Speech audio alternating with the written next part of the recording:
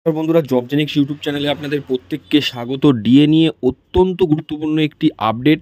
বন্ধুরা, সংগ্রামী যৌথ মঞ্চের আহ্বায়ক ভাস্কর ঘোষ একটি গুরুত্বপূর্ণ আপডেট বহুদিন আগে দিয়েছিলেন। আপনারা প্রত্যেকেই জানেন যে সংগ্রামী যৌথ মঞ্চ ডিএ মামলায় অ্যাড হতে চলেছে।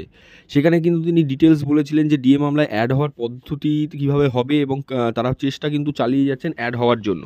কালকে অর্থাৎ গতকালই কিন্তু ভাস্করবাবু তার ফেসবুক পেজে একটি গুরুত্বপূর্ণ আপডেট দিয়েছে, যেটা আপনাদের প্রত্যেকটা সরকারি কর্মীর অবশ্যই জানা প্রয়োজন।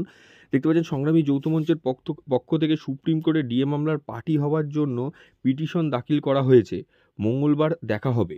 অর্থাৎ এক্ষেত্রে পিটিশন কিন্তু দাখিল করে দিয়েছে সংগ্রামী যৌথ মঞ্চ অ্যাড অন পার্টি হওয়ার জন্য। অর্থাৎ সংগ্রামী যৌথ মঞ্চে ডিএ মামলায় কিন্তু সরাসরি যুক্ত হচ্ছে। এতদিন কিন্তু সংগ্রামী যৌথ মঞ্চ ডিএ মামলায় কোনোভাবে যুক্ত ছিল না। তারা আন্দোলন চালাচ্ছিলেন মাঠে ঘাটে ডিএর জন্য। কিন্তু সংগ্রামী যৌথ মঞ্চ ছাড়া অন্যান্য যে সমস্ত মঞ্চ রয়েছে, যেমন confederation of state government employees, তারা শুরু থেকেই যুক্ত ছিল। মলয় মুখোপাধ্যায়, তারা কিন্তু ডিএ মামলায় শুরু থেকেই যুক্ত ছিল।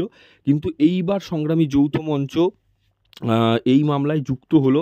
অ্যাড অন পার্টি হিসাবে কিন্তু সংগ্রামী যৌথ মঞ্চ ডিএ মামলায় যুক্ত হওয়ার জন্য পিটিশন দাখিল করেছে। মঙ্গলবার দেখা হবে, এমনটাই কিন্তু ভাস্করবাবু আপডেট দিয়েছেন। আপনারা জানেন যে সংগ্রামী যৌথ মঞ্চ যে কটা কেসে যুক্ত হয়েছে আমরা দেখেছি, প্রতিটা কেসই কিন্তু সরকারি কর্মীরা জয়লাভ করেছে। তো আমরা আশা করছি সংগ্রামী যৌথ মঞ্চ যেহেতু এই মামলায় যুক্ত হয়েছে, তো অবশ্যই সুপ্রিম কোর্টে কিন্তু জয়লাভ সরকারি কর্মীদেরই হবে। খুবই গুরুত্বপূর্ণ একটি আপডেট এখানে ভাস্কর ঘোষ দিয়েছেন তার ফেসবুক পেজে। আপনারা চাইলে তার ফেসবুক পেজে গিয়ে দেখে নিতে পারেন।